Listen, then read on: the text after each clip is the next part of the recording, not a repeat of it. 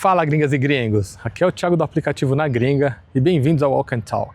Mas antes, se você estiver vendo esse vídeo de uma forma um pouco meio distorcida, leve ele para o aplicativo do YouTube, ou para o computador, ou na sua televisão, porque o Walk and Talk ele tem uma tecnologia diferente. Ele é uma imersão no bate-papo que a gente vai fazer aqui junto com o convidado. Então o convidado ele escolhe um lugar bacana para a gente poder fazer essa caminhada, e aí durante o bate-papo você vai poder dar uma olhada, né, nessa paisagem maravilhosa que a gente está. Então, para fazer um teste, se você já estiver no aplicativo, passa o dedo na tela, ou no computador com o mouse, ou na televisão com controle remoto. Você vai ver que você vai poder escolher o ângulo da câmera, beleza? Então, um bate-papo leve que você vai acompanhando a paisagem aí enquanto a gente faz esse bate-papo, beleza?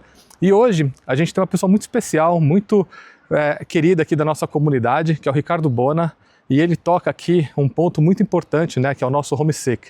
Através do nosso Homesick, né, que é a cidade de casa, um dos pontos que ajuda, né, a gente com isso é a música. Então ele, com seu talento aqui na música, ele ajuda, né, a trazer um pouco dessa cultura brasileira aqui pra gente que mora na gringa, beleza? Mas antes, aquele ritual da rede social, né, de a gente pedir para você se inscrever, o Na Gringa tem um propósito de ajudar a comunidade. Então dessa forma, a gente está encontrando um formato diferente, né, de pedir para você se inscrever no canal, ajudar a gente nessa jornada.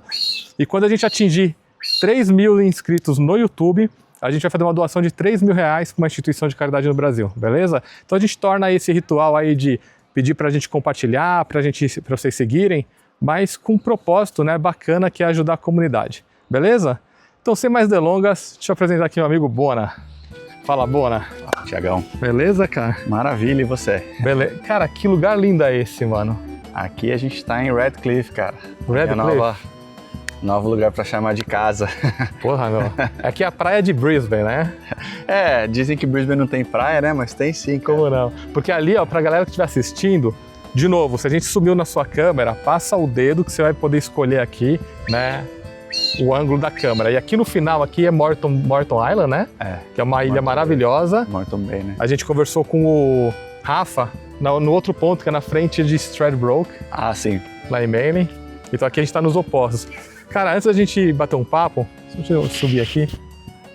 Uma pergunta, cara, muito, muito importante. Qual que é o teu sentimento de, primeiro, não só tocar o coração da comunidade, né, com o teu talento, com a música, mas, cara, você tocou o talento seu não, você foi reconhecido pelo teu talento pela Austrália, cara. Então, não só a comunidade reconhece seu talento, que é apaixonado pela tua música, mas, cara, tu foi reconhecido pela Austrália pelo teu talento, mano. Cara, o sentimento é de um privilégio enorme. Sabe aquela coisa de estar no lugar certo na hora certa? Acho que foi isso que aconteceu comigo. Eu cheguei, né, aqui em Queensland, em Brisbane, no momento que a comunidade estava efervescente, necessitada de eventos.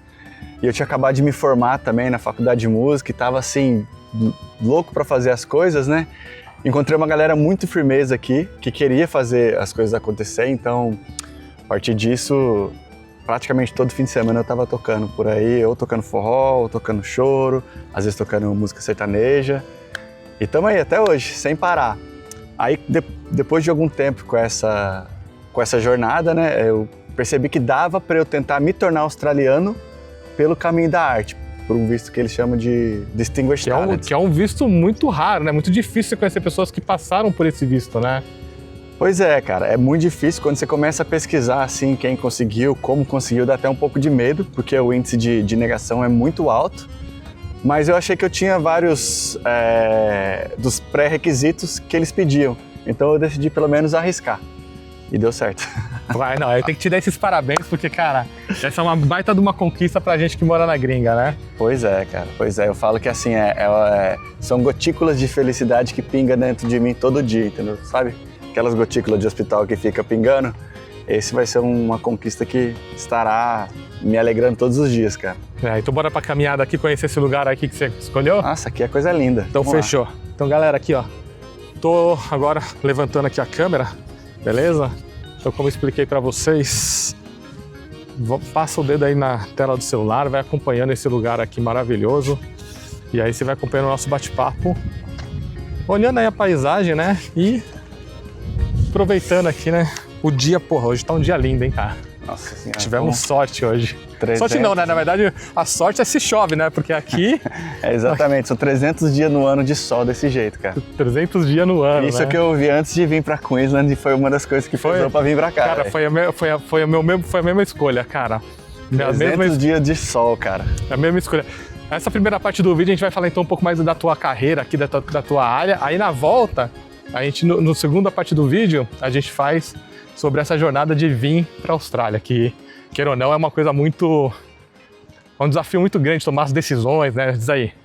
Cara, do ponto que você decide sair pro país até você conseguir sair, cara, tem um tanto de burocracia e preparação que muitas pessoas acabam ficando no caminho porque realmente não é fácil, cara. Não é você fácil. largar tudo e vir. Aí vamos lá, cara, vamos falar um pouco então dessa parte musical da Austrália. Qual que eu tô na parte da música, primeiro, seu instrumento favorito e o estilo de música que você pega pra tocar assim quando você tá sozinho, com aquela coisa que você gosta de tocar.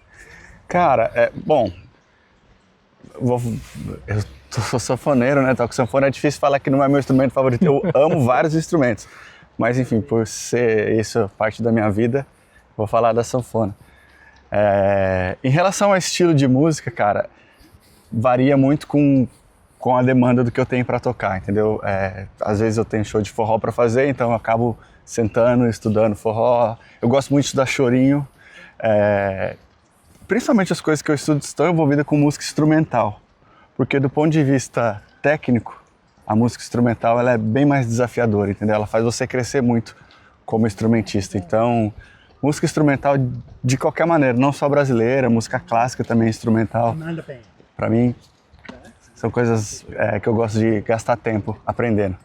E quando você chegou na Austrália, você já conseguiu descolar uma galera pra tocar já direto? Ou você chegou aí fazer algum trabalho alternativo, alguma coisa pra ajudar ali no dia a dia, no começo, né?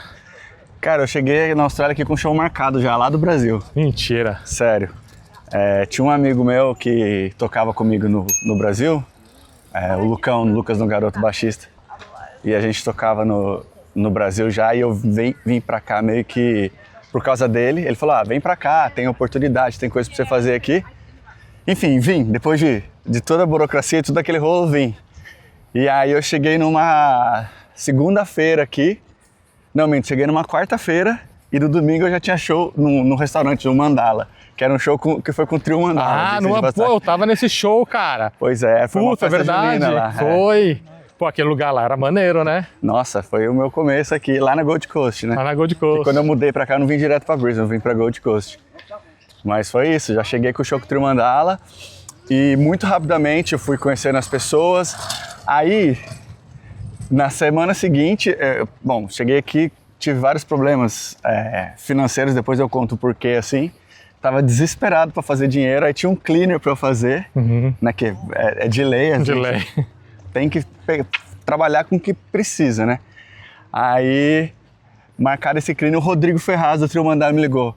Bona, tô indo pra Brisbane, você não quer tocar comigo? Ir comigo? Tenho, sei lá, dá pra pagar $50 pra você. E no cleaner pegar um pouquinho mais trabalhando lá, umas 5 horas, né? Peguei, cancelei o cleaner, assim, de última hora.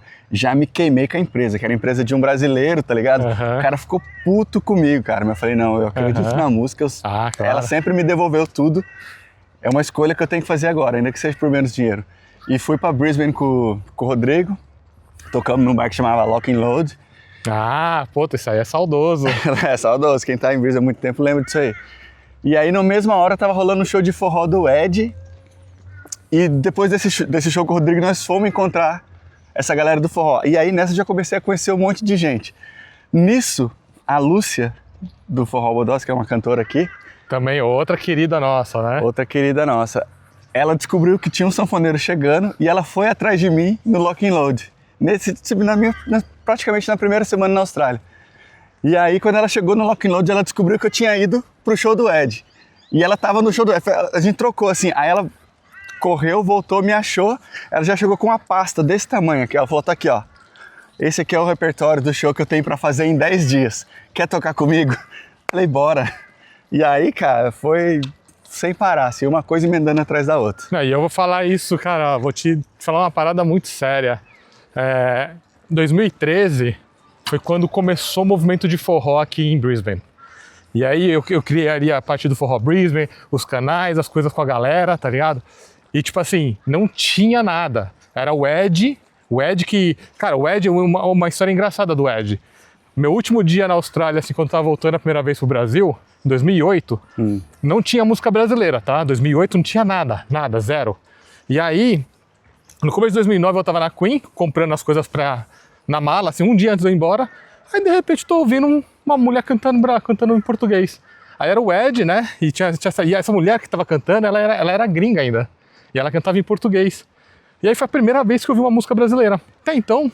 Caramba, 2008. 2008, cara, não tinha nada. E aí o Ed começou a tocar, começou a trazer um pouco... Que ele é muito do jazz, essas paradas. Mas ele começou a trazer um pouco da música brasileira. E aí, 2013, foi quando ele montou uma bandinha ali de forró. E ele tocava no antigo Casablanca. Sim. Cara, não tinha homem pra dançar. Eu ia dançar, cara, sem sacanagem. Tinha noite que eu dançava 4 horas, sem beber água. Tá ligado? E aí, quando você chegou... Então, assim, eu acompanhei o forró aqui desde o comecinho, né? Desde quando começou ali, eu acompanhei, ajudando, porque também não tinha ninguém pra dançar. Então, eu ia, né? Dançava com a galera, o básico ali, mas pra ter alguém, né? E aí, cara, quando você chegou, Bona, tipo assim, mudou tudo. Mudou tudo, cara, tipo assim, porque aí tinha a galera do som de calçada, fazia um som, o Trio Mandala também fazia um som lá em Gold, o som de calçada em Brisbane, mas você chegou, Bona, mudou tudo, cara. Pô, que bom saber disso, de alguém que tá vendo todos os processos, né, do forró e da música brasileira. Não, e assim, eu sou apaixonado por música, assim, não sou um fanático por forró, gosto de dançar, mas não sou, tipo, vidrado, mas assim... Eu lembro que nessa época eu tinha que ir, porque não tinha ninguém. E quando você veio, cara, sem sacanagem, assim, ó, tipo, mudou tudo, cara. Então, assim, você trouxe o movimento hoje do forró, o Forró Brisbane hoje, ele cresceu, e eu vou falar assim, particularmente por você, cara, porque já tinha as bandas, tinha lá a Lúcia tocando, tinha a galera fazendo som, mas quando chega uma sanfona, cara, forró é o core, né? Então muda um pouco o clima. Sim, tá ligado? sim. Bom, eu sou suspeito pra falar, né, de sanfona, mas isso tá dado, né? A sanfona é de fato o instrumento mais importante do forró. E conforme eu falei antes, cara, eu acho que quando eu cheguei aqui, tinha muita gente boa querendo fazer alguma coisa. Muita gente legal, assim.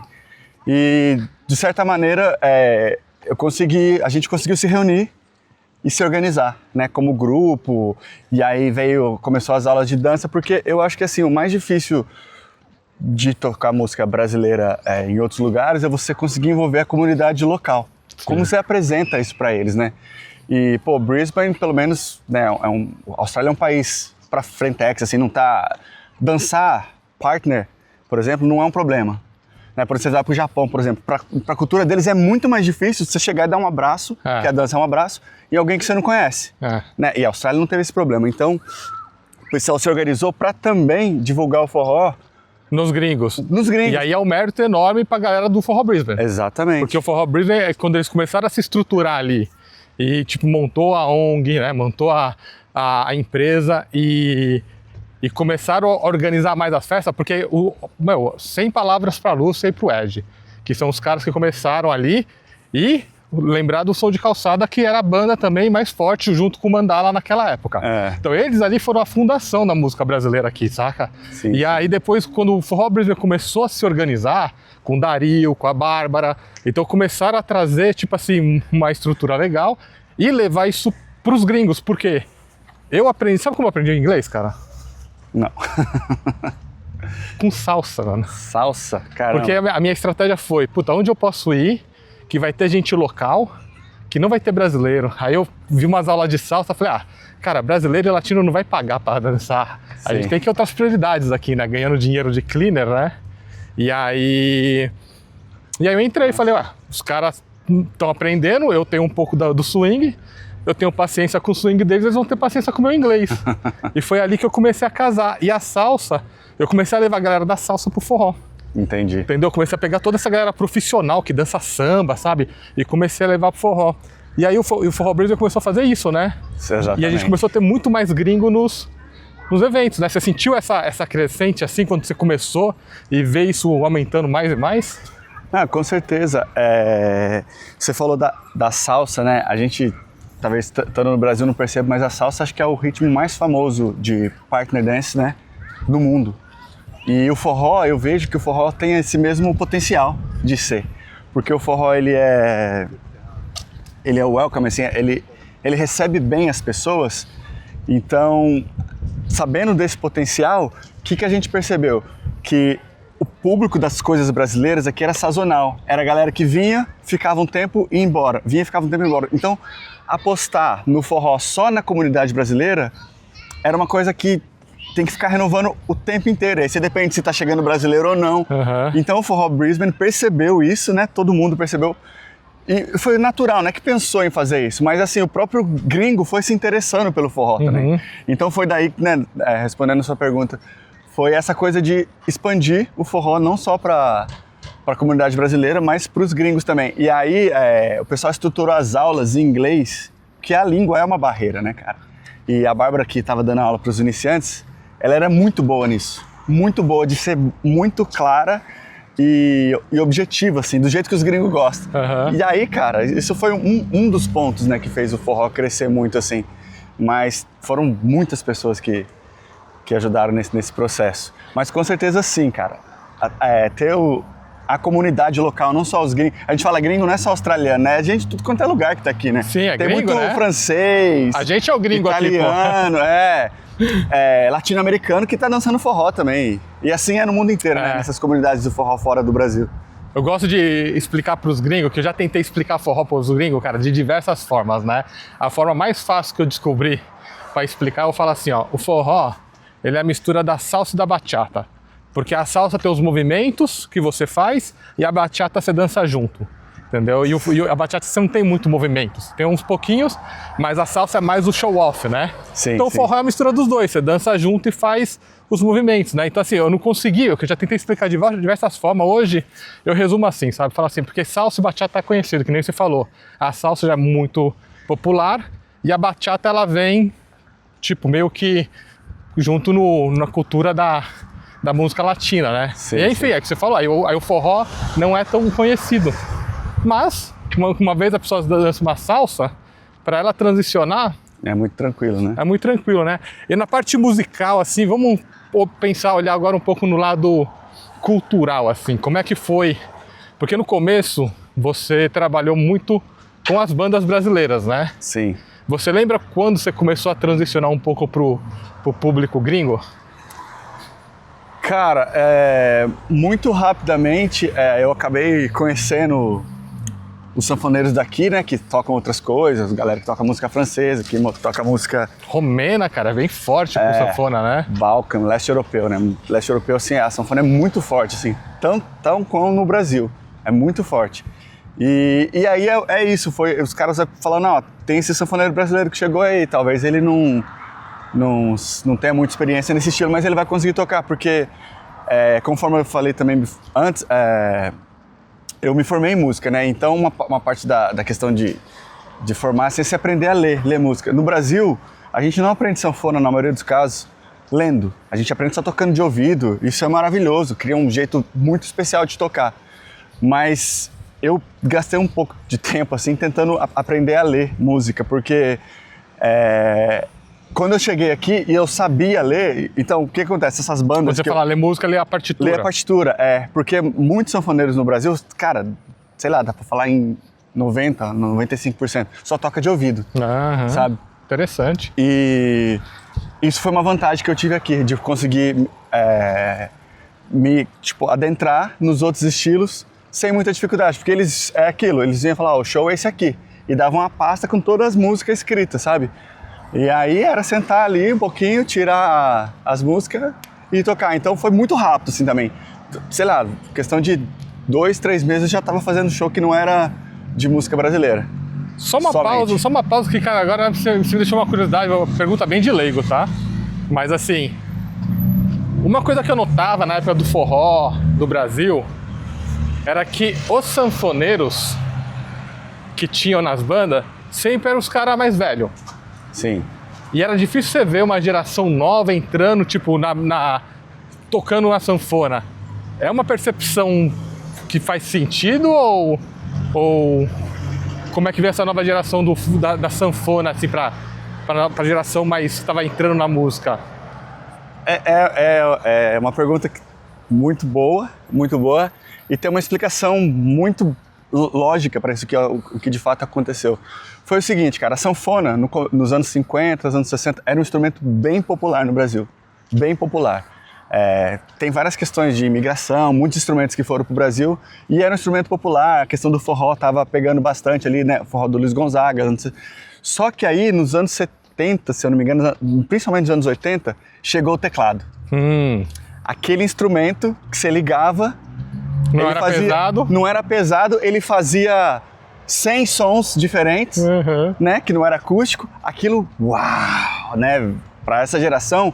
Então, quando chegou o teclado, os sintetizadores, a sanfona perdeu muito espaço, porque o teclado ele acabou sendo muito mais versátil. Muito mais versátil. Usar a palavra igual, mas é exatamente versátil, né, cara? Se intrometeu em vários estilos e de fato era muito bom. E você pode ver, cara, aí até o sertanejo dos anos 90, ele começa a jogar a sanfona de lado também. O sertanejo mais antigo tem muita sanfona. Cara. O sertanejo final dos anos, sei lá, 80, 90, você vê, tipo assim, Zezé de Camargo, por exemplo, Leandro Leonardo, já tem muito mais guitarra, muito mais teclado. Porém, no começo dos anos 2000, a sanfona volta, cara. Não, e é legal, assim, você falou esse negócio do teclado, agora eu gostei desse ponto porque faz muito sentido que a gente em São Paulo, a gente chama tal do forró risca-faca. Eu não sei qual que é o jeito popular de falar em São Paulo, mas é aquele forró mais tipo do nordestino pesado, e eles são muito com teclado, né? Forró eletrônico. Forró eletrônico, né? Que sim. É muito no teclado. Tinha aquele Mas não, qual que era o nome daquele cara do Morango lá, no Nordeste? Tinha um cara que ele entrou em São Paulo, foi a primeira vez que uma música daquele estilo começou a ficar forte em São Paulo. E aí o Frank Aguiar. Aí o Frank Aguiar. Mas é interessante isso aí então, né? Porque eles começaram a ajustar até mesmo no Nordeste, que é a raiz do forró ali, ajustar com o teclado e ver esse forró eletrônico, né? E isso foi uma tendência, assim, não só do forró, mas como do sertanejo, como de tudo. Então, a sanfona caiu em desuso, cara. Sei lá, vou pegar um exemplo famoso, o Caçulinha, por exemplo, que é talvez muitas pessoas lembram dele tocando no Faustão. Ele era sanfoneiro. Ele é sanfoneiro? E foi pro teclado. Caraca! Então muitos caras fizeram esse caminho. Porque tipo, o teclado tava dando mais trabalho, tava tendo mais oportunidade de tocar, e foi uma tendência, assim, praticamente mercadológica, tá ligado? Porém, cara, nos anos 2000, começo ali, a sanfona voltou a ser gravada na cara das músicas sertanejas. Sim. E aí veio o movimento do forró universitário também. Que aí foi forte, né? O grande encontro de forró. Nossa, ali... Você tocou com umas bandas no Brasil, né? Toquei o Rastapé, né? Que é uma banda bem conhecida. É demais. Eu passei 3 anos com ele. Eu conheci o Brasil com eles, na verdade, cara, tocando com o Rastapé. Ah, que legal. Eu nunca tinha feito nenhuma viagem de avião, cara. E, de repente, tava viajando todo fim de semana, assim, ó, pra lá, pra cá. Puta, fui pra vários estados no Brasil, assim. Graças ao Rastapé, também fiz banda com o Peixe Elétrico, que a galera de São Paulo conhece. Praieira de Ubatuba. Esse aí você tá ligado que eu tenho um lado especial, né? Praieira, nessa praia que é ainda, né, cara? Nossa. Vou falar, um dia você marcou minha vida aqui, foi o dia que eu falei, que você falou que você tocava no Praieiro, aí eu falei, pô, mas você manja a Vermelhinha do Centro? Aí a gente tava lá no Comuna, aí, cara, no final do show, tu mandou, você falou, aí, Thiago, aí tu mandou um Vermelhinha do Centro. Ô, cara, tu arrepia de lembrar, cara, que era uma das músicas que eu mais curtia, sabe? Pra quem aí foi no Remeleixo ali, né? Remeleixo, não, KVA. KVA. Você chegou aí na época do Projeto Equilíbrio? Puta, que o Projeto Equilíbrio, pra quem é de São Paulo, era um lugar, só vou tentar descrever um pouquinho, vamos lá. Era tipo uma escola abandonada, não tinha nada. Era, tipo, tudo destruído lá dentro, assim, como realmente abandonado. Tinha mal acabado, né? Tudo mal acabado, assim. Tinha uma quadra de futebol atrás. Eu não sei se você lembra desse detalhe, mas os moleques jogavam uma bola. E aí, depois ia dançar com as minas, suado, cara. Aquele temperinho especial, né? Mas sabe o que é uma coisa que eu achava muito, muito maneiro do forró? Nessa época, eu tava no movimento lá de balada de São Paulo. Sim. E eu também navegava ali, Vila Madalena e forró. E eu tinha umas amigas muito patricinhas, assim, sabe? Que as minas que só iam nas baladas top. Sim. E aí um dia eu falei pra uma amiga minha, falei assim, ó, a gente vai pra um rolê hoje, mas você não vai com a gente. Não, eu quero ir. Eu falei, não é lugar pra você. Que a gente ia no projeto, tá ligado? Ah, não, eu quero ir. Eu falei, tá, então não se arruma. Tá ligado? Aí a mina meteu assim uma calça jeans e um top, só isso. Mas a mina já tava toda, tipo, né, mulher assim, que é acostumada de balada, já tava toda arrumada, mas mesmo com uma roupa simples, assim, saca? Cara, a gente chegou na frente do Projeto Equilíbrio, assim, ó, tinha uma porta só de correr, assim. Aí eu parei, ela falou, onde que é? Eu falei, é aqui. Aí ela ficou assim, tipo, encabulada, saca? Só que aconteceu. No final da noite, cara, essa mina, ela tava namorando um amigo meu, né? Sim. Essa menina chegou pra gente e falou assim, cara, melhor experiência que eu tive na vida. Por quê? Porque era um lugar super simples, da hora. A galera chegava nela assim e falava assim, quer dançar? Ela, não, obrigado. Os caras suados de jogar bola, tá ligado? Não, obrigado. Respeitava a mina, cara. Enquanto tinha aquele costume das baladas, dos caras ficar pegando ela, pegar no braço, pegar no cabelo. E o forró tem esse respeito, cara. Tipo, que por mais que tipo, é uma dança muito íntima, mas é um respeito muito grande, assim. Não. E sai, né? Eu gosto de fazer essa reflexão também, porque eu frequentei muito o ambiente sertanejo e o ambiente do forró, né? Uhum. No sertanejo, vamos dançar, quando o cara chega pra mim, vamos dançar, significa, posso te chavecar, começar a tentar, né, a azaração. O vamos dançar significa isso. A mina só aceita dançar com o cara se ela achar que vai rolar alguma coisa ali. No forró não. No forró vamos dançar significa vamos dançar. Então tem essa diferença. E tá tudo bem, são características do local. Mas quem vem do sertanejo pro forró e toma um choque, né? Porque você pensa assim, não, mas pera lá, é só uma dança mesmo? No começo às vezes é só uma dança, depois né, a coisa pode evoluir, se rolar, a conexão, tudo bem.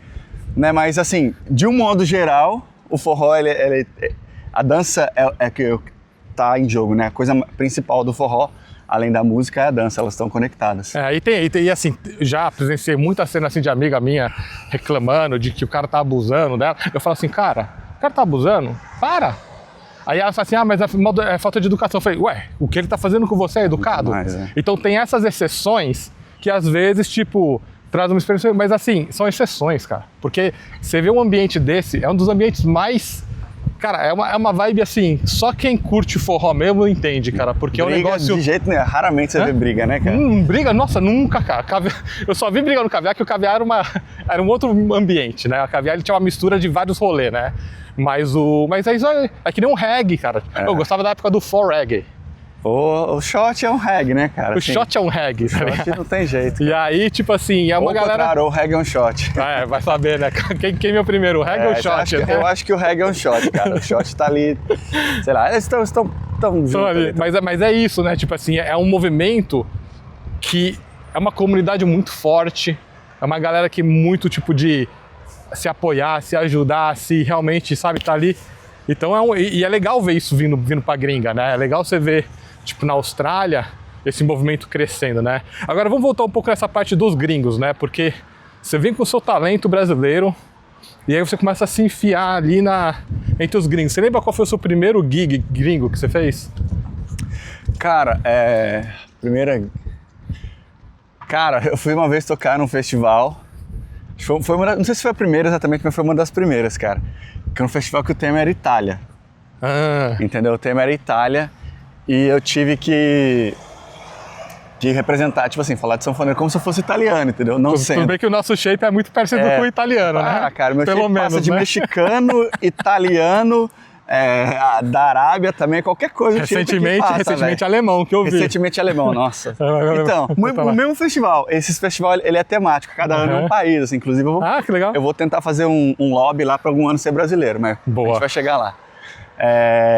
Aí foi isso, cara, eu tinha que, tipo, representar a Itália. Eu fui, na verdade, eles me chamaram para gravar a introdução do festival, que era um comercial que ia passar na TV, pra, tipo assim, pré-festival, entendeu?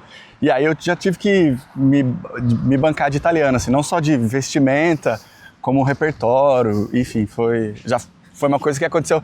E, cara, foi uma coisa atrás da outra. No mesmo ano que eu cheguei, eu fui participar de um campeonato de acordeão que eu não fui competir, mas eu fui representar a música brasileira também, assim. Então, eu não só toquei música brasileira, eu estava tocando pros gringos coisa brasileira e coisas de outros países também.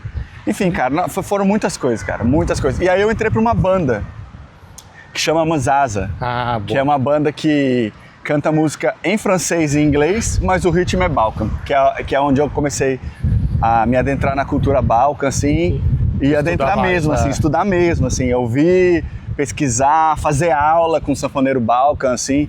E, cara, é demais, assim, porque na cultura Balkan o ritmo, ele não é quadrado, que a gente fala, assim, né? Uma música brasileira é sempre 1, 2, 1, 2 ou 1, 2, 3, 4. Não tem um padrão assim, né? O padrão, ele é torto, né? Eles dividem sempre assim, tipo, 1, 2, 1, 2, 1, 2, 3, 1, 2, 1, 2, 1, 2, 3, 1, 2, 1, 2, 1, 2, 3. Se você ficar tentando marcando o pulso no pé, dá errado. Você vai ficar pisando fora, a cada 2 compassos você vai estar fora. Mas eles dançam desse jeito. É doido, porque o ritmo não é do nada que cria isso. O ritmo está conectado com a dança. E a dança, eles têm os passos curtos e os passos longos.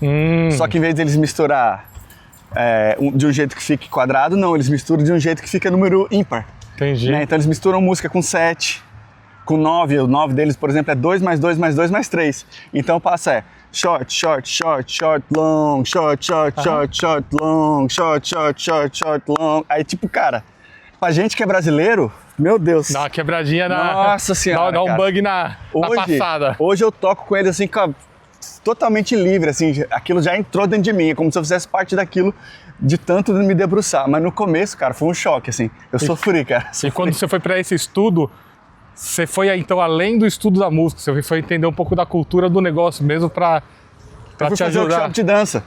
Pra sentir no corpo, cara. Eu fui entender, eu fui tocar aqui em Canberra, no National Folk Festival. E nesses National Folk Festival, eles têm um monte de workshop que você pode escolher pra fazer, né? Eu fiz 2, cara, lá, pra eu entender como que era aquilo no corpo, como que quem tava ouvindo aquela música precisava sentir aquela música. E, pô, é o que eu falei no começo, é uma oportunidade, cara, demais, assim, demais mesmo. Nossa, sou muito grato por estar no lugar certo, na hora certa, cara. E teve um ponto ali da tua fase que também tu começou a chegar a fazer o busking. Pois é, cara, isso foi... É que assim, conforme eu falei, quando eu vim pra cá, eu mudei pra Gold Coast, aí passou um tempo, eu mudei pra Brisbane. Na Gold Coast, todo o tempo que eu tive lá, né, pra ajudar a pagar as contas, renovar o visto, eu fiz cleaner e fiz Uber Eats também. Todo o tempo que eu tive lá, fazendo, assim, paralelo à música, né? Quando eu vim pra Brisbane, eu comecei a trabalhar de bonde clean, cara. Nossa, esse é o mais pesado. Cara, dos cleaners... Ó, você tem... Eu qualifico os cleaners em 3 levels, cara. Primeiro você tem o office, que é o mais tranquilo. Depois tem o house cleaning, que às vezes é tranquilo, porque os australianos não são muito da limpeza. Mas o bonde cleaning, cara, eu tiro o chapéu pra quem faz, cara. Eu fazia bonde cleaning, tinha que fazer carpete, cara. Nossa. Descer aquelas... Enfim. Aquelas máquinas, né? Cara, aquilo tava me dando... Sério, tava me entristecendo, cara. Que ao mesmo tempo que eu tocava no fim de semana, só que só tocar aqui no fim de semana não dava pra pagar as contas. Porque ainda aqui, mais no começo, né? Ainda mais no começo, cara. Aqui tudo é muito caro. Que você também tem que pegar, tipo, qualquer gig por qualquer valor, que nem você contou ali. Exatamente. 50 conto, mano, mas eu tenho que estar ali, né? Exatamente. É um investimento que você faz pra você colher depois, mas esse comecinho é complicado, né? E eu lembro que esse bonde clean eu ganhava, sei lá, $20 por hora. Ia ter que fazer uma casa sozinha, assim, de 8 horas. Eu nunca conseguia... ainda na BN, se pá. Nossa, velho. Eu nunca conseguia fazer a casa em 8 horas, ficava 10 horas lá pra só eu zerar a casa para entregar a casa 0 bala para quem fosse comprar, né? Ou apartamento. E aí no final do dia eu ia receber 8 horas. Se eu fizesse em 5, bom para mim. Se eu fizesse em 12, azar meu, entendeu? E aí, cara, eu fiquei naquilo assim por 1 mês e pouco, cara, me dando agonia. Foi quando eu fiz a prova do busking, que é tipo o que a galera no Brasil fala, fazer chapéu, para tocar na City. Aí tem uma prova? Não é uma prova, é um teste. Você toca para uma banca e a banca vai falar se você é adequado ou não para poder tocar. Porque ali no Queen Street Mall, que é tipo como se fosse um calçadão onde não passa carro, você só pode tocar ali se você tiver a licença. E você não pode usar caixa de som, né, speaker, você não pode amplificar nada, tem que ser tudo acústico. E aí eu fiz essa prova, né, passei, peguei o certificado lá, Aí eu falei, vou ver qual que é essa. Vou lá na City, fazer um busking, né, ver o que acontece. E isso porque o Flavinho, que é um guitarrista brasileiro aqui, ele fazia o busking dele também em outro lugar, e ele sempre falou, Bona, você precisa ir urgente fazer o busking. Você vai ver o quão surpreendente é. E outra coisa, né, porque se for da licença, eu lembro que eu fui atrás uma época, né, pro meus flatmates, que era violeiro, nossa, eu falo pra eles até hoje, falei assim, meu, vocês estavam na época errada, se estivessem aqui hoje, é uns caras brabo. E aí, tipo, na Queen Street é onde você tem licença, mas tem alguns lugares que você pode tocar sem licença, né? Saiu da Queen Street, você já pode tocar sem licença. Pode né? levar caixa de som, que é onde o Flavinho fazia. Ah, tá. Quase na Queen Street, mas é... Exatamente, uma ruazinha ali atravessou depois. a rua, você já pode fazer aí sem você licença. já pode, né? É muito louco isso. Mas é ali onde passa os carros. E aí, qual foi a tua experiência? Porque assim, no Brasil, você já chegou a passar chapéu no Brasil? Eu fiz 2 vezes no Brasil, cara. Manda aí pra mim, então, como é que é essa comparação, tipo, da absorção da galera? Porque o músico no Brasil tem muitos desafios. E aí, e é muito difícil de ver os músicos fazendo chapéu, é uma coisa também difícil, que até às vezes até perigosa, né, de levar instrumento e tal. Mas me conta a tua experiência, como é que foi quando você foi fazer o primeiro busking ali? Como é que foi se você lembra, assim, como é aquele sentimento, o começo ali? Cara, no Brasil foi tenso.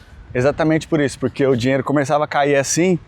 Eu fui fazer no metrô Butantã, que eu morava ali perto, né? Uhum. E aí foi no metrô Butantã, mas aí o dinheiro começa a cair, velho. Já vem a molecada, fica olhando assim. Porque exatamente, o dinheiro fica ali visível, cara. Ele tem que ficar visível porque é o que chama também a galera pra dar, né? Aí vem uma nota maior, você já arranca, entendeu? No Brasil era assim, pra não correr risco, entendeu? Até de repente se venta, voa. Mas no Brasil, cara, eu me lembro de ter tocado por 2 horas e eu fiz 160 reais. Eu achei excelente pra época. Isso foi em 2012, 2013, assim. Eu falei, não, beleza, se tudo der errado, eu faço isso aqui 5 vezes por semana, vou ter um salário de quase, 3, 4 mil reais por mês, tá tudo certo. Foi a minha lógica na época, né? Mas não é assim, cara. Fazer busking é muito cansativo. Você não aguenta fazer muito tempo. É muito cansativo, é muito barulho, é muita tensão no Brasil, né? Tensão, né? Esse é o lance, a tensão. A tensão porque, te assim, consome, cara. Cara, falando de gringa, assim, uma das coisas que eu falo que é besteira, mas você só percebe morando fora, pelo menos assim, a gente que é de São Paulo ali, quando você para no farol aqui, meu, você tá preocupado se o farol vai abrir, meu. Entendeu? Você só tá preocupado se o farol vai abrir. Agora, lá em São Paulo, cara, você tem uma tensão que fica subconsciente, que aquilo estressa e você não percebe. Você só vai perceber a hora que você sair fora, porque pra gente é o natural, pra gente é o comum. Então a gente não sabe que aquilo é um problema até a gente ter essa experiência, né? Então, o lance do busking no seu cenário, eu acho que agrava um pouco mais, porque um violão, você consegue um violão ok, mas uma sanfona não é barata, cara. Não é barata e é pesado você ficar carregando aquilo até o local que você tem que tocar. Isso foi uma coisa que pesou assim também. Como eu ia de ônibus pra cidade, porque pra estacionar, né, não dá, é muito caro, assim, não valeria a pena. O ônibus parava na frente da minha casa e eu descia praticamente na frente do ponto do busking. Ah, tá. Isso fez... Tá bom que já dá um alívio, né, cara? Fez muita diferença pra eu querer fazer isso. Isso lá no Brasil? Não, aqui na Austrália. Aqui. Tá, mas porque aí eu fiz muito mais busking na Austrália que no Brasil. No Brasil, como eu falei, eu fiz 2 vezes, cara. E aí, como é que foi essa experiência no começo, tipo, de você ir fazendo um busking aqui, sabendo que, pô, no Brasil tinha suas dificuldades, seguranças, até algum, tipo, às vezes, não valorização da galera, mas como é que você achou, assim, a experiência? Aqui, cara, nossa, aqui foi... Conforme eu falei, eu tava naquela época de fazer o Bond Clinic, eu ficava 8 horas, no mínimo, de trabalho. 8 horas no local trabalhando. Fora ir dirigir, fora depois guardar as coisas, enfim. E no busking, de repente, eu não saí, eu ficava 3 horas fazendo busking, que era o tempo que eu aguentava e achava salto. Tipo assim, das 9 da manhã ao meio-dia. Eu não saía do Queen Street Mall com menos de $100, cara. Ah, é? É bom, então. Aí eu falei, caramba, aqui eu me canso muito menos, eu tô fazendo o que eu gosto, eu tô treinando. Na mesma hora eu larguei fora esse Bond Clean aí. Já começou a ficar lá. E comecei a ir pra City, assim, de 4 a 5 vezes por semana, cara. Pra fazer o busking e eu fui pagando minhas contas assim, cara. Não foi... Aí que acontece, eu consegui começar, entre aspas, viver só da música. Porque eu fazia o busking durante a semana, né, pra pagar minhas contas básicas ali. E no fim de semana fazia os shows, fazia os eventos que tinha pra fazer. Aí começou a dar só pra viver tocando. Você conseguiu algum contato fazendo busking? Muito, muito. E, cara, hoje eu sinto falta, eu não tenho tempo pra fazer busking. Eu sinto falta, cara. Porque a principal coisa do busking é, pela primeira vez, vamos dizer assim, eu estava tocando, não no palco, não no ponto de vista de admiração, mas as pessoas me olhavam sobre um outro ponto de vista. Sim. E isso eu achava muito interessante, cara, que eu fiquei amigo de homeless, eu fiquei amigo de pessoas assim, que eu jamais teria contato na minha vida. O busking, além dos contatos, eu peguei gig, gravei CD para uma banda que me viu tocando na rua, fui tocar, fiz um festival aqui em Bonny Island, que é 7 horas de Brisbane, por um cara que me viu tocando Libertango na rua. Ele era um dos organizadores do festival, falou, cara, essa música é a música da minha vida, eu quero você tocando no meu festival, sabe? Então assim, aconteceram cada coisa que eu sinto muita falta de não ter mais tempo para fazer isso hoje, cara. Porque também é desgastante, sabe? Fisicamente é desgastante. E esse lance do busking, cara, é uma coisa que, vou falar outra coisa pessoal. Eu trabalhava na Queen Street ali, eu andava de longe assim, quando eu ouvi, a primeira vez que eu ouvi a música, eu falei, conheço esse som. E aí eu fui lá te trombar, fui te, sabe, prestigiar ali, porque, foi a primeira vez que eu vi. E outra coisa, né, tipo, que eu tô te falando, como eu moro aqui há 17 anos só em Brisbane, eu sou muito observador dessas coisas, né, de observar a cidade, observar os movimentos, e sanfona era uma coisa nova, cara. Então, tipo assim, se teve, eu posso te falar que foi esporádico, porque eu estando na City na época lá, trabalhando todo dia, nunca tinha visto. E aí você traz um instrumento novo, diferente, que vai pegar muitas pessoas que gostavam e falam, nossa, olha. Você teve situação de alguém pedir música pra você, de falar assim, puta, você sabe tocar sei lá, coisa italiana, ou... O tempo inteiro, cara. Todo dia praticamente acontecia isso. Parou uma vez um senhorzinho na minha frente, pra cantar, ele falou, você conhece essa música que era a música La Vie en Rose, né, a música francesa. Aí eu toquei, né, e ele falou, posso cantar em cima, velho? Aí ele era um tenor, assim, um cara com voz treinada assim mesmo, sabe? Mas ele era tipo de um homeless, um cara que vivia nos abrigos ali, mas eu percebi que ele tinha voz, cara, aí ele parou, aí formou aquela roda assim, volta pra ver o cara tocar, velho. Mano, eu adorava isso, eu adorava esses momentos, cara. Mas a coisa mais emblemática que aconteceu comigo, cara, que foi a coisa assim, foi emblemática e triste ao mesmo tempo, chegou uma brasileira, ela sentou do meu lado e falou assim, você pode tocar a música Asa Branca pra mim? Aí eu falei, posso, né, lógico que eu posso. Aí eu toquei assim, cara, a hora que eu tava tocando ela começou a chorar assim, cara, chorava de soluçar, cara. Aí ela falou, essa era a música favorita da minha mãe acabou de falecer, cara. Falei, nossa, tô quase chorando aqui só de contar isso, velho. Eu já tô aqui, já... Cara, isso foi assim, cara. Velho. Eu não sei quem é essa pessoa hoje, cara. Eu não sei, eu queria saber quem é ela. Assim. Vou fazer o seguinte, tentar fazer um apelo aqui. Tentar achar, cara. Esse projeto é começo, não vai demorar pra alcançar as pessoas, mas, menina, apareça, se você... Essa, cara... Se você... Vou fazer um corte aqui, tá? Vou deixar esse corte aqui, né? Óbvio que eu vou cortar essa parte que a gente tá falando. Galera que estiver ouvindo, compartilha. Vamos tentar chegar nessa mina, porque, cara, eu estou emocionado que eu também perdi minha mãe nesses rolês. Que morar fora não é foda, mano. É foda. Morar fora é foda. E aí a maior dor nossa. É a maior dor tá longe. Porra, tu poder trazer pra ela, tá ligado? Essa memória, tá ligado? Tipo... eu lembro do lugar que foi, eu lembro o banco que foi, cara. Assim, eu tava sentado num banco, era de manhã, assim, e ela falou isso, cara. Foi assim, acho que foi a história mais legal, assim, assim, foda, né, ao mesmo tempo que é triste, não diria legal, mas a história mais emblemática, cara. Não, mas eu encaro isso, cara, que nem, eu brinco muito com a mãe da minha mãe, assim, porque eu acho que eu tento olhar pra uma forma leve, entendeu, cara? Tipo, você falar assim, legal, e não é no sentido de legal de felicidade, de tipo, não é isso, mas é o legal, né? porque é uma coisa que, porra, o que marcou pra essa menina, entendeu? Então isso não é pelo lado legal pejorativo, sabe? É o lado legal de como você toca as pessoas, tá ligado, cara? Então a música também tem isso, né, cara? Então isso e é o que eu falei no começo do nosso vídeo, né? Tipo, 2 pilares do Homesick, eu falei isso com o Paul. Um é a comida. Com então, quando a galera come, tipo assim, você tem aquele negócio, puta, tô comendo comida de casa, sabe? E a música, cara, entendeu? Eu falo, morando aqui em 2008, mano, não tinha nada. Não tinha comida, não tinha música, não tinha nada. o dia que eu vi o Ed tocando, pô, eu tenho esse vídeo guardado até hoje, cara, entendeu? Porque é uma coisa que aproxima a gente de casa, né, cara? Eu acho que as sensações em relação do homesick, que elas são amplificadas, né, cara? Muito amplificadas, assim, de um jeito que é difícil perceber estando no Brasil, que é sentir saudade. Aqui a saudade, ela dói, assim, ela corta, né, cara?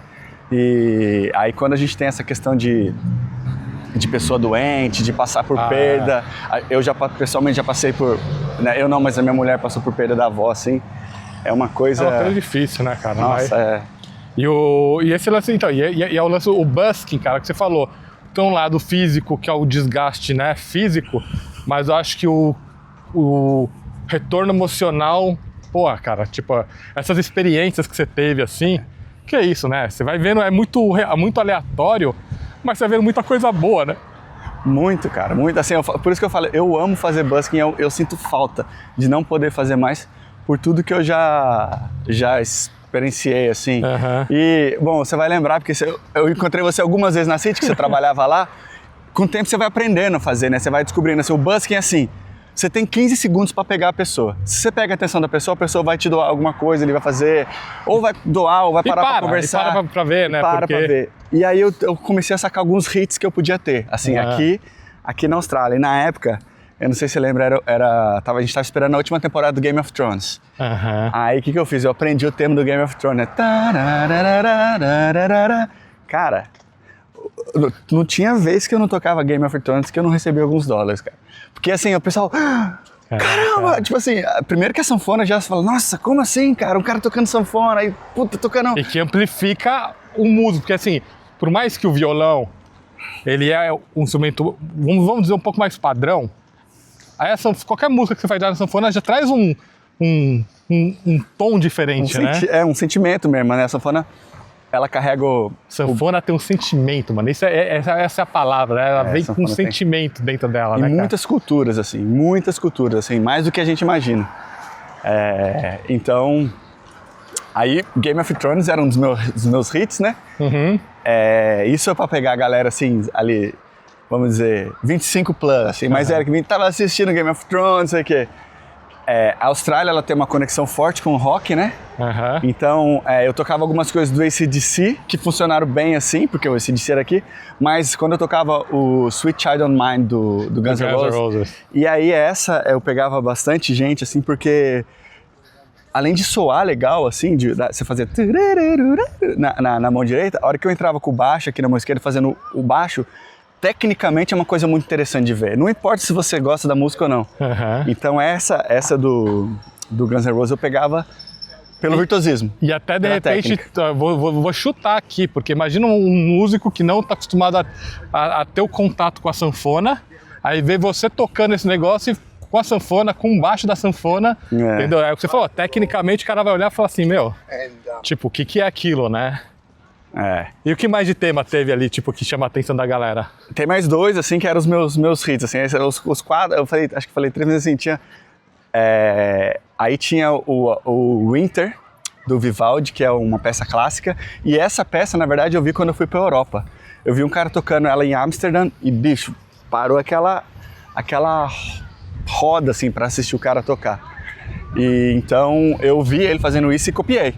E aprender a música Winter, né, que é uma das 4 estações do Vivaldi, que ela é muito impactante também do ponto de vista técnico, e aí pegava a galera mais velha também, que falava, nossa, essa música, eu só ouvi essa música em orquestras, como é que você pode tocar essa sanfona, não sei o quê, e era uma assim, ela era muito impactante, assim, mesmo que você não conhece a música, se você ouvir o Winter, você fala, nossa, tem algo especial, assim, tem realmente uma construção musical magnífica ali, e soa bem na sanfona. A sanfona ela tem essa vantagem, várias coisas que não é feita pra sanfona, soa muito bem na sanfona. Porque ela tem aquele sentimento mesmo, né? Ela vem com um negócio um pouco mais... Não é um teclado, ela vem com um negócio que... Cara, que é surreal de explicar, né? Os timbres da sanfona, elas imitam várias coisas. Essa é a ideia da sanfona. Na verdade, a sanfona, como concepção de instrumento, é praticamente um órgão portátil. E o órgão tem essas coisas, você escolher os registros, você escolher os sons, né? E a sanfona é isso, os registros da sanfona ali nada mais são do que sons diferentes. E aí você mistura aqueles sons e você cria, né? Você, por exemplo, tem a opção na sanfona que em uma tecla, apertando uma tecla só, você tá soando 4 notas ao mesmo tempo. Caraca. Em 3 oitavas diferentes. Isso é meio técnico assim falando, sim. mas é como se você apertasse uma nota e tá soando essa nota em 3 oitavas. E a oitava do meio ela soa 2 vezes. E Enfim, só com uma coisa, né? com uma coisa. Então é um som muito grande, assim, né? É por isso que é um instrumento versátil, assim. Então a gente tava no... E qual que é o outro que você falou? Que você tinha mais um? A outra era a top one, assim, que é o tema do Mario Bros, cara. Eu tava esperando essa. Puta merda, Se eu não cara. falasse essa, eu ia ter que te resgatar. Cara, mas essa, assim, eu cansei de tocar, eu não aguentava mais, cara. Porque se eu queria fazer dinheiro, era fazer... É, cara, aí eu aprendi o tema, aprendi a parte que ele entra no isso, no túnel.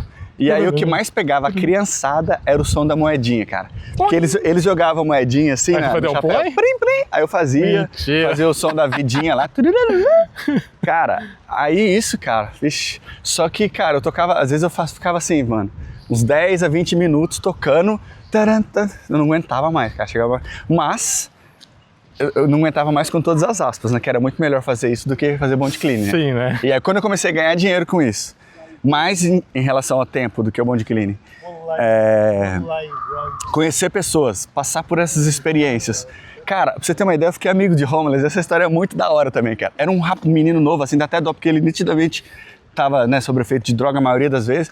Ele tava passando por algum tipo de tratamento. Aí um dia ele chegou assim, pá, me deu 5 contos, assim. Não, 20, me deu $20. Tipo assim, eu via que ele era homeless, assim, ele tava ali, Aí você né? deu troco. Não, ele me deu $20. Eu olhei assim e falei, sério? Não, eu gosto de você, não sei o quê. Ele já tinha me dado um cartão de busão também, assim, um Gold Card, tá ligado? Né? Umas coisas legal, aleatórias, né? Mas era a forma dele de te, tipo, reconhecer ali, ele me via como um deles ali, entendeu? E aí um dia ele chegou... Tô precisando de 5, velho. Você me empresta? Eu falei, mas é lógico, cara, pega ainda. Ai, que da tipo hora, assim, né? virou uma parada assim, tipo, muito aleatória, tipo, cara. E eu gostava disso, assim. Já teve cara que pediu, falou, eu tô precisando de $1 pra tomar um café. Eu falei, pega aí, mano, lógico. Outra coisa que já foi engraçado também, que o cara me jogou essas raspadinhas, sabe? Boa. Mas jogou 50, velho. Ele jogou um bloco assim, ó, fechado. Mentira, cara. 50 raspadinhas, não ganhei nada, tá ligado? Mas ele jogou assim, Já cara. pensou se ele tivesse saído no negócio? Isso que ele falou assim, eu vou mudar a sua vida, cara. Vou mudar, gastei minha unha, Tipo pô. assim, foi muito engraçado. E era Homeless também, cara. Mas legal. Né? Mas essa então foram só as top 5 músicas ali. Top 4, né? Que foi top 4. Que foi o Game of Thrones, o Guns N' Roses, Winter e o Mario Bros. Tinham outras, assim, temáticas que eu tocava muito também, assim, tipo Libertanga, uma música, né? Lavin Rose, ou o tema de Amélie Poulain. Enfim, você vai descobrindo coisas que funcionam. Tem um detalhe do Mario que você não contou aqui pra galera, cara. Eu usava um chapeuzinho do Mario. Ok. Quando eu vi isso, eu olhei pra você e falei, cara, aí sim, cara. Quando eu passei, eu vi teu chapeuzinho, eu falei pra você assim, ó. Falei, aí, meu irmão, é um diferencial, tá ligado? Tem até no meu Instagram, cara, que uma vez a ABC, né, que é tipo uma TV bem famosa aqui da Austrália, eles viram isso e eles fizeram uma matéria com isso, cara. Que legal, cara. Tá até no meu Instagram o post da ABC. Cara, porque assim, o busking, ele é musical, mas ele pode ser visual também. Visual, você atinge, na verdade, aí eu falei dos 15 segundos, quando você tá num visual ali, você tem alguma coisa que chama atenção, esses 15 segundos amplificam. Você viu? Hoje é a rede social. É aqueles 3 segundos do cara, que se o cara pega, ele para. E é o que você falou, os 15 segundos ali do busking, pegou, e aí é outro fator, que uma pessoa para, outra para e começa a parar uma galera, né? E quando para, aí às vezes acabava uma música assim, o pessoal batia palma e vinha falar, e criança dançava na frente, cara, isso era demais. Isso é demais, né, cara? Fora a quantidade de brasileiro que eu conheci, porque o cara viu com a sanfona, ele passa... E, cara, eu gosto de ficar observando assim, eu observo, igual essa câmera sua aí, 360 graus, cara. Aí passa um brasileiro assim, eu já vi que eu falei... Cara, pelo estilo, às vezes, da roupa, do corte de cabeça, você sabe que, assim, se não for brasileiro, você já sabe. Cara, quando é brasileiro andando aqui, você já sabe, velho. Cara, assim, ó, isso é uma coisa que naturalmente a gente pega com o tempo, que é o seguinte... Ninguém sabe que a gente é brasileiro. Ninguém consegue olhar pra gente e falar, tipo, pô, você parece brasileiro. Porque ninguém brasileiro, todo mundo pode ser brasileiro. Mas a gente se identifica. Então, de longe você olha as pessoas, você fala assim, puta, brasileiro. Se não for brasileiro, assim... Ou é o jeito de andar, expressões corporais, ou o jeito de vestir. O jeito de vestir, corte de cabelo, tudo, cara. Enfim, Falando em brasileiro, então, só uma outra curiosidade. A gente teve muito, assim, impacto da Casa de Papel. E tinha aquele tema da Casa de Papel que era bem... o Bella Ciao, né? Bella da Ciao. primeira temporada. Você chegou a tocar aqui? Muito. A galera também, tipo, tinha alguma conexão, porque a minha sensação é que a Casa de Papel era muito forte no Brasil, mas eu não sei se a galera gostava muito da Casa de Papel aqui. Era forte, não tão quanto no Brasil, mas sim. Tipo, pra ter uma ideia, eu aprendi a letra do O Partigiano, Porta Mi Vida, porque assim, teve um momento que eu fui desses rolês de italiano que eu falei aí, eu aprendi a cantar, entendeu? Aprendi a cantar a letra porque... Que é uma coisa famosa lá da Itália, né? Muito famosa, é um tema, na verdade é um tema... Fazendo uma comparação entre Game of Thrones e Casa de Papel, qual que era o mais forte da galera? É um tema revolucionário, né, a Casa de Papel. Não, o Game of Thrones era muito mais forte aqui na Austrália, O Game of Thrones era absurdo, assim, até pela série em si, né, acho que mundialmente muito mais acompanhada. E também foi aquela divisão da sexta para a sétima temporada, se não me engano, para a última temporada. Que foi a mais esperada. A mais demorada, que todo mundo, cara, nossa, foi... Até hoje tocar o Game of Thrones é impactante, assim, cara. Sempre tem uma pessoa que para e fala, que legal, nunca tinham visto. E aí tudo isso aí foi a construção, então, tipo, para você...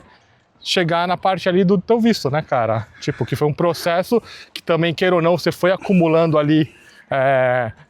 Como é que é, tipo, nessa parte desse processo? Tem que mostrar evidências, tem que mostrar coisas, assim, sobre tipo, a tua carreira, como é que era, o que você teve que trazer, assim, tipo de... Eu, na área de tecnologia, eu tive que levar, experiência profissional do Brasil, essas coisas.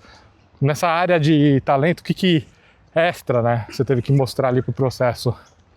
Cara, a questão do visto de talento, o problema dele é que ele é subjetivo. Ele não é objetivo. Por exemplo, a área tecnológica, às vezes, ou para qualquer trabalho, você tem que trabalhar 3 anos em tal horário, 3 anos trabalhado dá tantos pontos. A sua idade dá tantos. Você vai fazer, você tem tantos pontos? Pum, você está eligible pro visto ou não. O visto de talento não tem isso, não tem como você somar ponto. O que acontece? Ele tem várias boxes lá para você, que ele fala, ó, isso aqui são coisas que provam que você tem, né, você tá eligible para esse visto. Então vamos lá. A coisa principal, relevância na sua área, né? Você tem que ser alguém proeminente na sua área. E aí existem algumas maneiras de você comprovar isso e mostrar isso. Eu acho que a coisa mais forte desse visto é uma coisa que eles chamam de nominator, que é a pessoa da sua área que vai falar, que vai atestar que você realmente é outro músico. Sim, um outro músico, ou, sei lá, você escolhe seu nominator. Entendi. Pra mim, eu tenho a impressão que o meu nominator foi uma coisa muito relevante pro meu visto. O que acontece? Nessa que eu falei que eu fui representar o Brasil num festival, numa competição de acordeão aqui na Austrália, que foi em Sydney, não foi nem em Brisbane, eu conheci a presidenta, né, da Associação Australiana de Acordeão, que é o órgão mais alto de acordeão, assim, no país, né? Eu falo acordeão, sanfona, porque em inglês é accordion, então a gente acaba misturando, mas assim... Mas é que nem no sul lá é gaita. É gaita. Assim, tem gente que é mais irredutível, fala que o nome do instrumento que chegou é acordeão, mas começaram a chamar de sanfona por uma série de questões e a língua é viva, né? Sim. Então é sanfona, é gaita, é o que as pessoas se identificam com. Porque é sempre uma polêmica também, né? É sanfona, é gaita... Enfim, eu tenho um vídeo no meu Instagram também explicando isso. Mas vamos lá, essa presidente da Associação de Acordeão, ela foi a minha nominator.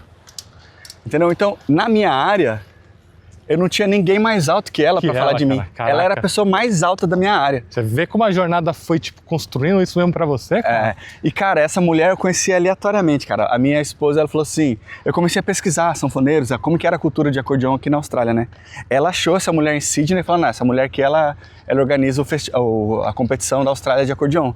Aí eu peguei, marquei uma aula com ela, um amigo meu me chamou para tocar em Sydney, eu marquei essa aula com ela quando eu fui tocar em Sydney, fui na casa dela, aí ela falou, não tem nada para te ensinar não. Ela falou, você não quer tocar no meu festival não, de músico convidado, né, para trazer uma variação, assim, porque a galera toca, enfim, muita música clássica, uma coisa muito específica no na competição. Ela falou, e ter você aqui seria muito legal, de trazer uma outra visão de como se toca, né, sanfona. E aí eu nem fiz aula com ela, a gente praticamente só falou disso. E aí eu fiquei amigo dela, cara. Fui tocar no festival dela, algum tempo depois. E foi excelente, cara. Isso faz parte da construção, entendeu? Então vamos lá, que eu tava falando das coisas do visto, né? Reconhecimento na sua área. Isso foi uma coisa bem forte que eu tive. Junto com o Nominator. O Nominator é a pessoa que vai atestar se você é proeminente ou não na área. Uhum. Outra questão é a relevância para a comunidade. Como o seu serviço está aplicado na comunidade. Tipo assim, comunidade no geral, né? Comunidade brasileira, geral, não, né? comunidade na Austrália. Income, né? Dinheiro. Você consegue fazer dinheiro com o que você faz? Uhum. Então eu tive que provar, né?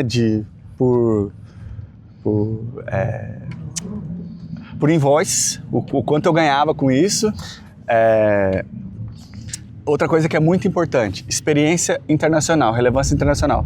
Você sai do país para tocar, você é convidado, assim, e eu já tinha, até quando eu apliquei uma vez, eu tinha ido 5 vezes para Nova Zelândia para tocar em Brazilian Festival, nessas coisas. Fui para o Japão também como músico convidado, fiz uma turnê na Europa, então tudo isso está catalogado no meu portfólio, porque esse visto, eu não tive que tocar uma nota para imigração, eu tive que escrever. É praticamente uma biografia, cara. É praticamente uma biografia. Guardou pra você? Muito. A minha biografia, ela virou modelo da agência que eu apliquei, que me ajudou a aplicar. Porque, então, aí entra numa parte que eu consegui esse visto assim, cara, mas eu jamais teria pensado nele se não fosse minha mulher, se não fosse a Jéssica. Ela que idealizou tudo isso, ela que pesquisou, que entendeu, ela falou, olha, olhando bem aqui, eu acho que dá pra gente aplicar esse visto aqui sim. E por que a gente quis aplicar esse visto? Porque esse visto era um dos poucos vistos que manteria a gente em Brisbane. Eu já estava desenvolvendo minha carreira aqui em Brisbane, ela também, né? Você tá ligado que vários vistos que você tem que aplicar, que você tem que sair das zonas grandes e ir para as regionais. Era um visto relativamente rápido, era para ser rápido, mas não foi. E que ele daria um bridging visa, que era a questão que a gente não precisaria estudar mais, e teria o Medicare já, né, que é tipo, mais ou menos o equivalente ao SUS. Então tinha algumas vantagens, assim. Qual que era a desvantagem desse visto, cara? É que ele tinha um índice de 95% de negação, cara. Aí você fala assim, pra que eu vou tentar esse negócio, cara? Não vai rolar, entendeu? Mas ó, hoje eu acabei de publicar um vídeo que eu falo assim, ó, 75% de chance você tem de receber um sim. E aí, como eu sou da matemática, eu falo 50% é você, 50% é a imigração. Você quer, então 50% é sim. 25% da imigração é sim, 25% é não. Então 75%, cara. Agora, se você não aplicar, é 100% de não. Né? É isso. Mas é isso, porque é difícil, né, te dar aquela confiança, né, de falar, puta, por que eu, certo? Exatamente. Tipo, por que tem tanta rejeição, por que eu vou ser aprovado? Mas a pergunta é, quando você fez toda essa jornada, você já estava sabendo do visto? Ou quando a Jéssica viu o visto, falou, cara, você tem tudo? Não, levou um tempo quando eu estava fazendo a jornada, não estava sabendo isso. Não tá sabendo, né? A gente ouvia falar, não, tal pessoa conseguiu, mas é muito difícil. Aí quando você vai falar, deixa quieto, nem vou tentar. Só que aí, cara, a minha mulher, assim, ela é obcecada por pesquisa, assim. Por realmente saber o que é, sabe? Tanto é que foi ela que achou essa sanfoneira lá, entendeu? De Sydney, que foi minha nominator depois. E aí, cara, ela falou, não, eu acho que a gente só não tica essa box aqui, mas se a gente fizer isso, a gente vai ticar. Tudo. Então, qual que foi a estratégia do meu visto? A gente vai aplicar quando a gente tiver todas as exigências escritas lá. E foi desse jeito. Só que quando a gente fez a primeira reunião com a advogada, ela falou assim, olha, esse visto tem 95% de chance de negação pela imigração, vai negar, mas a gente vai ganhar na corte. Que aí depois, para ir para a corte, várias pessoas conseguem ganhar, aumenta, assim, não sei exatamente a porcentagem, mas eu diria que pelo menos para 40% de chance você vai ter, entendeu? Ou 30% de chance pela corte, aí já é um pouco maior. Não é tão óbvio assim, porque depende do que você está aplicando, né? As aplicações, elas são fortes ou não de acordo com o seu histórico. Mas quando a gente mostrou o portfólio para a advogada, ela falou, sua aplicação está muito forte. Ela falou, lendo aqui eu tenho alguma esperança. E aí a gente mandou o texto, cara, assim, quem fez essa... Foram 121 páginas, cara, de escritas. Assim. Realmente uma biografia. É uma biografia, cara. E minha mulher escreveu tudo. Ah, ela? Num computadorzinho que nem funcionava direito, cara. Ela, tipo assim, ela tem essa questão do hiperfoco, ela tem questão... Cara, ela virava à noite, assim, ó, escrevendo, ia trabalhar no outro dia, na época de escrever, sabe? Quando eu tava pronto pra entregar, assim. A minha parte foi fácil, a minha parte foi fazer o que eu gostava, entendeu? Gostava, né? Cara, e assim, ela fez o que ela gosta. Ela fez o que ela sabia fazer muito bem. Não sei se ela gosta, cara, mas ela sabia fazer muito bem, mas aqui, cara. Tipo, é o que você falou, hiperfoco, ela curte a pesquisa, então, e ainda mais, pô, por vocês, que é isso, animal, né, cara? Foi parceira animal, demais, cara. E assim... Na verdade foi muito louco, porque eu comecei a pesquisar sobre a minha vida, ela no caso, né? E eu também, assim. E aí, cara, você começa a reviver um monte de coisa. Matérias que eu tinha, tipo assim, tudo que envolvia matéria, revista, site, que estava publicado, eu tive que coletar. E aí... E aí, comecei a pesquisar tudo que eu tinha feito no Brasil. Então, assim, cara, é uma história. E é legal, cara, porque, tipo assim, te revive tantos momentos, né, cara? Eu falo, assim, até um dos motivos de começar não, retomar, né? Porque eu fazia esse projeto na época do Covid, né? É justamente, tipo assim, num bate-papo, cara, só conversando com você agora nessa jornada, tanta coisa que vem de lembrança. Pô, a lembrança minha aqui com a comunidade, de ajudar ali o movimento do forró. Depois a lembrança, tipo, pô, aquele momento da minha mãe. Essas coisas é legal, cara, porque um bate-papo desse, você vai resgatando tanta coisa. Aí tu vai lá no visto, tem que fazer uma biografia. Cara, tipo assim, e aí depois vem com a prova. Cara, aí é uma consagração, tipo, que só quem passa sabe o que é, né? Porque eu acho que a vida sempre é um desafio, meu. Tipo assim, a gente brinca quando a gente tá na escola, puta, não, acabou a escola. Aí você vai pra faculdade e você fala, puta, acabou a faculdade, né? Você sempre tá achando que tá acabando alguma coisa, mas no final só tá vindo mais desafio. Começando, né? E essa jornada da gringa, a gente fala, pô, queira ou não, eu acho que, não sei, na minha vida até hoje, uma das maiores conquistas que eu tive foi uma cidadania, foi ter a cidadania do outro país. Isso é... E não quer dizer que acabou os desafios, tá ligado? Só começando, cara. Pois é, cara, então, conforme a gente tava falando, cara, essa parada do visto, assim, ela pesquisou, assim, por exemplo, qual o número de acordeonistas que tinha na Austrália por pessoa. Nossa, tá ligado? Ela mostrou um gráfico, assim, ela falou que mostrou que tava em defasagem. Caraca, sabe, ela fez uma outra... Não, ela realmente fez como é que fala? Um PhD, cara, que ela fez. Cara, é uma parada, assim, absurda. Tanto é que eu falei, o meu portfólio virou modelo para outros, assim, a agência de imigração que eu usei para aplicar o visto, eles usam isso. Então, Boná, tipo, para essa galera que morar na gringa, essa história é a tua história aqui na Austrália, mas os desafios para um músico iniciar na gringa, ele é praticamente igual em qualquer região no mundo, assim, fora do Brasil. Então, assim, para quem tá saindo para fora, assim, para quem tá saindo para fora é bom, né? Mas para quem tá indo para gringa, tipo, como músico, o que seria, assim, o que seria uma mensagem que você deixaria para essas pessoas?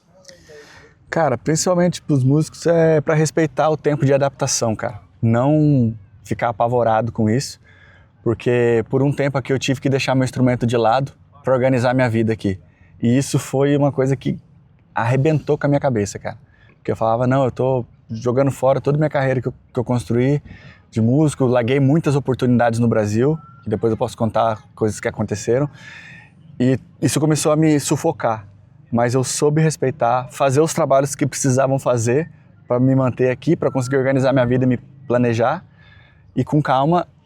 A Austrália, principalmente a Austrália, eu falo, é o país da oportunidade, cara. Não importa o que você fizer aqui, a coisa vai para frente. Raramente uma coisa que vai para trás, cara. Você só precisa fazer. Acordar, ir, fazer, voltar. Outra coisa, parece mais do mesmo, clichê. Se alimenta bem e cuida da sua saúde, cara. Sim. Exercício, alimentação e sono. Sim. E respeita o tempo. E esse ponto que você falou da oportunidade, cara, eu costumo dizer assim nessa jornada aí, repito isso há 17 anos, eu sempre falo pra galera, você precisa de duas coisas, cara, pra morar na gringa. Paciência e comprometimento. Entendeu? Então, paciência para você lidar com os desafios, para você saber, tipo, absorver a jornada, entendeu? Porque ela não é curta, é longa, e o comprometimento é para você manter o foco, para você saber onde você quer ir, e tipo, se tiver que mudar, você muda, mas tem que estar focado em alguma coisa, porque quando você vê, passou 5 anos. Aí seu idioma, né, dependendo do país onde tá morando, seu idioma não melhorou, aí você realmente fala, puta, não quero mais voltar pro Brasil. Passou 3 anos, passou 5 anos, entendeu? Então tem que ter a jornada eu falo, se você não tem certeza, se você não tem certeza que você quer ficar, considere que você vai ficar, entendeu? Porque se planeje para ficar, porque nesse não sei, passa 3 anos. Passa 3 anos, né? Boninha, valeu, cara. Valeu. Vamos então bater um papo agora na vida pessoal do Bona aqui. Isso aqui foi um papo muito louco sobre emoções aí de jornada do músico. Agora vamos pro lado da vida na gringa. Bora. Bora, falou. Vamos lá.